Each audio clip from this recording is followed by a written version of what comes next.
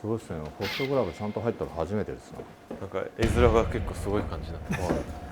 マジで実名で晒してあげたいです。恥を知れですよ、本当。いやダメ絶対やります。もう何言ってんだお前って言われます。最悪の場合何があると思います。してるかもしれない。ビルの共用部なんでどうしようもないですよね。これは守るんじゃないですか。謎の穴。ここは触らないでくれって言われてるんで。そうなんだ。うわ、めちゃくちゃそれ知らずに、はい、多分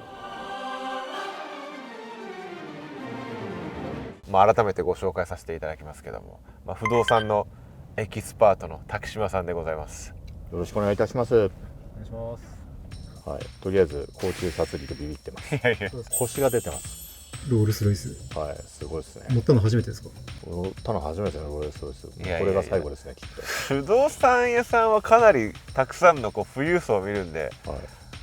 慣れるもんじゃないですか。いやー、うちは別にそんな儲かってないですからね。なんかいい物件があったら人に紹介しちゃうんであんま儲かんないですよね。なんか自社で買えばいいんですよね、どんどん。はいなんかでも良心的ですよね、本当にね。僕いやいやいや水商売でいろんな方を見ていくわけじゃないですか。はいはいはい。やっぱね、大したことないやつに限って、はい特に不動産業界の人とかは、はい。もうめちゃくちゃ儲かってるからっていうわけですよ。なるほど。そうで、本当にすごい方、特に不動産業界は謙虚な人の方がなんかね、持ってるイメージあるんだよな。なるほど。探せば持ってるかもしれないんでちょっと家帰って探してみます。はい。おもろ。ということでね、ぜひぜひ視聴者の皆さんもはいこの見慣れない組み合わせですけども、はい、多分結構勉強になるなってことも多いと思うんで、楽しんでいただけたらなと思います。はい、僕は店舗ビジネスを、はい、主にやってまして、はい、日本で多分全部で自分の事業を入れると、150店舗ぐらいかな。ホストクラブとか飲食とか、美容の方が140店舗ぐらいあるんで、それぐらいやってるんですけど、はい、店舗ビジネスやってるんで、家賃固定費は下げられるに越したことはないわけですよ。だから例えば店舗家賃の家賃交渉するコツとかはこういうところだよみたいなとかも、なるほどなるほど。あとはそのテナントの家賃がこれ割高なのかな割安なのかなっていうのを判断する、なんかそれを数値化できるなんか基準とか、はい、こういう計算の仕方あるよとかも、なんかいろいろ聞けたらなと。わかりました。思っております。とりあえず頑張ります。はい。最初は僕のイタリアンレストランに行こうかなと思います。店舗がこちらでございます。おしゃれ。外観が見ての通り結構年季の入ったというか、入ったことはないですよ。知ってますよ。あ、本当ですか。ありがとうございます。ここまっすぐ行ったら都税事務所があるじゃないですか。あ、そうですねそうですね。だから前通りますね、よく。木造ではないか。木造ではないですよ。なるほど。これ何坪あるんですか。何坪ぐらいかな。本当日々頭おかしいワンルーム会社と対応施設もうこっちが狂いそうです。なんでこいつらこんなに日本語が通じないの、バカなのか。契約条件について聞いてるわけですから。はい。もう舐めてるんですよ本当。人の心をもてあそぶゴミみたいな人間ですね本当に。ちょっと図面がね今ないんですけど。こんにちは、お邪魔します。だいぶね年季が入ってて、はいはいはい。広さどれぐらい何坪なんだろうな。多分60かな。60平米ぐらいだと思うんですよね。でこれがオーナーさんが持たれてて、これ買われたんですよねこの店を。居抜きで賃貸、賃借権を買ったみたいな感じ。あ、そうですね。居抜きでそのまま買い取ったって感じですね。家賃はどれぐらいですか。家賃はここは55万かな。ここが仮に18坪だったとすると55万だと坪3万ですから、新宿駅近くの路面店で3万は昨今の相場だと安いですね。1階で65だったんですけど、はいはい、交渉してさすがにこれちょっと出ていかなきゃいけないぐらいの赤なんでっていう交渉して下げてもらって奇跡が起きたんですけど、そういや奇跡ですねそれは。奇跡が。これ地区今どれぐらいなんだろう。結構経ってるんで、確かに床根高がやられてますね。はい、そうなんですよね。はい、はい、でも踏んだらモコモコしてるんで。これ結構すごいですね。はい。いやそう。ちなみにこれなんでここが上がってるかってわかりますか。わかんないですね。これなんで上がってるかっていうと、これもともと平坦なところにある中で、こっち側に水回りがあるじゃないですか、はい。で水って高いところから低いところに流れるんで、勾配をつけるために高くしてるんですよ。あ、こそうです、水が流れる勾配をつけるために、で問題は何かっていうと、ここがポコポコしてるんじゃないですか。う。はい。いろんな可能性があるんですけど、はい最悪の場合何があると思います？もうこの木自体がちょっともう腐ってきちゃって、なぜ？水がこう流れてるから。これつまりそこに水回りがあって、は勾配を取っておそらくこの辺にマンホールがい。あるんですね。水漏れしてるかもしれない。マンホールから。ここの管が。ああ、なるほど。それで配管が、配管が傷んで腐ってる可能性がある。あ、それで木がこう濡れちゃって濡れちゃって傷んでる可あ能性がある。ーでも配管のトラブルで言えば責任の所在はさすがに配管も。配管も。なぜなら大家さんがやらなきゃいけないのは、その宅内マンホールから店の家の外まで出る管はオーナーさん負担です、はいはい。でこの店の造作を作るために作った管はオーナーさん持ち、そうなんだ。そううわ、めちゃくちゃそれ知らずに、はい、多分開けてみて配管水漏れしてたらめちゃめちゃブチ切れて、はいオーナーさんに言っちゃうところでしょ。いやダメ絶対言わないです。もう何言ってんだお前って言われます。家賃上げ直すぞって言われますそうですねほんまに。危ない危ない、はい、でそれも書いてあるんですよ、契約書にちゃんと。でもあんまどちらかというと店やるときって皆さん舞い上がってるから気づいてなくて、でしかも何年も経ってるから忘れてるってパターンが多いんですよね。でもそのサインした時点で法的効力がも発生してます。う発生しちゃうってことですよね。は契約書一回ね。あ、店長です。い、よろしくお願いしま店長す。契約書見ましたよ。見ました。見ました。でもここなんかもう多分配管がもし開けないとかもしれないんで、一回開けてもいいかもしれないですね。多分これ定期的にこう傷んでくるじゃないですか、修繕しても。でこの間入ったんですよ。開けたビルのメンテナンス清掃が入って、で配管全部掃除して、水漏れしてなかったですか？そっちの製氷機の方ですね。がもう水漏れしてて、水漏れしてんの？でもう下が腐って穴開いてて、でそこはちょっとやばい状態ちょっと当たってましたね。やばい状態になでした。いる。やばい状態で、もうその辺がもう全部多分踏んだら分かるんですけど、あの辺がもじゃあさ、それもう応急処置でもういける限界超えてません？う超えてますね。だからもう本当に大規模修繕だな。しかもそれ配管こっち持ちだから。いやでもここね、移動したくないですよね。思い入れがあるっていうところも加味するとやっぱ出ていきたくないんで直しましょう。いやさすが安心しました。さすがだな。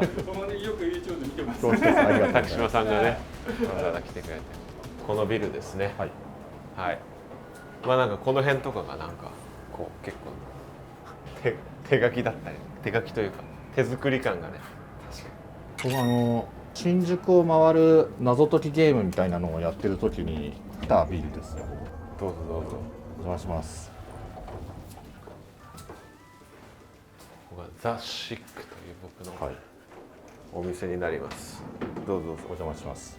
失礼します。こんにちは。でここがまあメインのフロアですね。結構ここはね広くて、なるほ間取り正確なのはないんですけど、はいまあおそらく70はないのかな、65坪ぐらいですど。かね。はいはいはいはい。家賃もいくらぐらいなんですか？まあここ結構割安とかなんですよ。安いですね。古き良き歌舞伎町の家賃ぐらい安いですよね。いやそうなんですよね。はいだから本当にありがたいと言ったらあれですけど、おーすごいですね。ホストクラブちゃんと入ったの初めてですね。なんか絵面が結構すごい感じになってます。はい。お、厨房みたいなのが、はいはい、一応ね全部きれいにしたんですよ。ここリニューアルオープンするにあたって、はいはいはいはい。キッチン周りからバックヤードまで全部一応きれいにはね、したんですけどね。なるほど。綺麗ですすごい。じゃあビップルーム。 VIP ルームはい。なるほど。これがカヌーのビップルーム。なるほど。すごいですね。とっても綺麗です。なんかエキスパートから見てのこうなんか着眼点で、パッと見特にないんですけど、なんかあとここ共用部扱いなんでここの床変えられないのがちょっと心苦しいところ。これ雨漏りじゃないですか。。。。。。。。。。。。。。。。。。。。。。。。。。。。。。。。。。。。。。。。。。。。。。。。。。。。。。。。。。。。。。。。。。。。。。。。。。。。。。。。。。。。。。。。。。。。。。。。。。。。。。。。。。。。。。。。。。。。。。。。。。。。。。。。。。。。。。。。。。。。。。。。。。。。。。。。。。。。。。。。。。。。。。。。。。。。。。。。。。。。こも、はもうビルの共用部なんで、なんでどうしようもないですよね。このこれ貼ってたわけです。これすら触ってはいけないっていう、もうこれ全て触ってはいけないの。貼っときゃいいんですか、勝手に。どうなんですかね、ここは触らないでくれって言われてるんで、ここはもう共用部。面白いですね。はい、結構築年数は古いと思います。まあこう水商売の方が家賃高く稼ぐんですよ、平均的には。本来は水商売がそもそも普通の場所はできないから、水商売できる古いビルはどうせだったら家賃が高く取れる水商売にしようって感じになりますよね。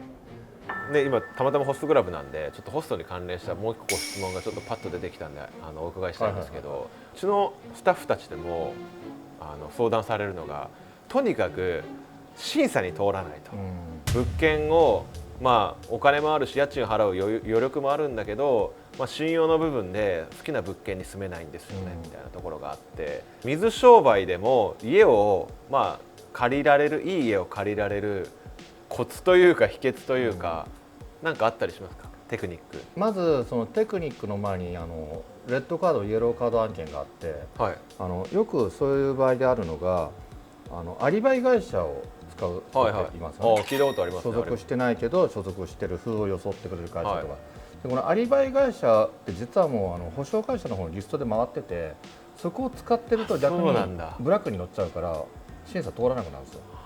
なるほどね。だからアリバイ会社はまず使わない方がいいっていうのが1点なんですね。はいはい。でそしてこれよく間違ってる方がいるんですけど、その水商売専門の不動産会社があって、そこに頼めば入れるって思ってる方がいるんです。なんか結構それ違うんですか。違う、関係ない。関係ないんだ。関係ない、全然関係ない。でじゃあ何が関係あるのかっていうと、その会社が提携してる保証会社がどこかなんですよ。はい。でフォーシーズっていう会社がありまして、はい、フォーシーズは基本的に水商売でも審査を下ろしてくれるんですよ。でそうするとフォーシーズと提携している会社だったら大体ホストでもキャバ嬢でも通ります。あ、そうなんですね。ちなみに僕も落とされますよ。なんでですか。これですね、賃貸物件借りるときカースト制度っていうのがありまして、面白い。一番ダメなのが無職。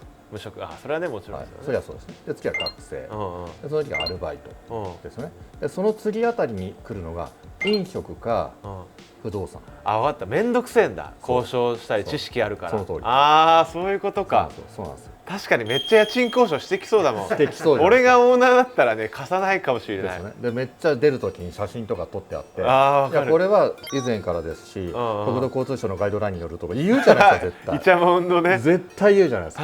確かに。僕も不動産に貸したくないです。そうですよね。だから限れない。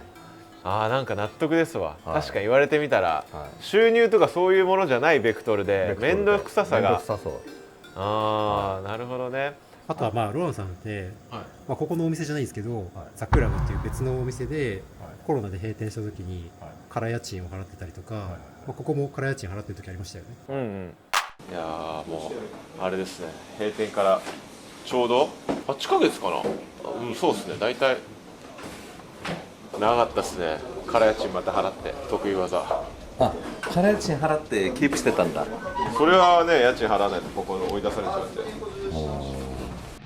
なんか空家賃を払って物件をキープするっていうのはいい方法なんですか。やっぱり場所をキープするんだったらやっぱり解約しちゃダメですよね。そうなんですよね。しょうがない、それはしょうがないですよ本当に。逆に言うとそのコロナの時ってすごいいい場所がバンバン空きテナントで出てたんで、そこをコロナの時に空家賃払ってでもって言って抑えた人は今いい場所を持ってるわけです。そうですよね。結局モノポリーですから。場所取り合戦みたいなのがありますもんね。そうですそうです。だからしょうがない、致し方ないですよ。逆になんかそういうイレギュラーな場合って交渉できるもんなんですかね。その今テナントが稼働できない状況なんですけどって言ってオーナーに交渉するかどうかもオーナーの人情次第っていうところなんですか。そうです。これはまず一つ言えるのは、シュートは打たなきゃゴールは生まれないで、交渉しなきゃ大家さんは何の返答もないですよ。そっか。例えば何も言ってこないところに家賃どう？自分からね、能動的にいかないですよね。絶対言わない絶対言わないですよ。今後はもうシュート打ちまくろうかなと思います。やっぱ店舗オーナーとしてランニングコスト下げるっていうのはもうね、超重要な仕事ですもんね。いや、わかりました。名言が聞きました。シュートは打たなきゃ入らねえ。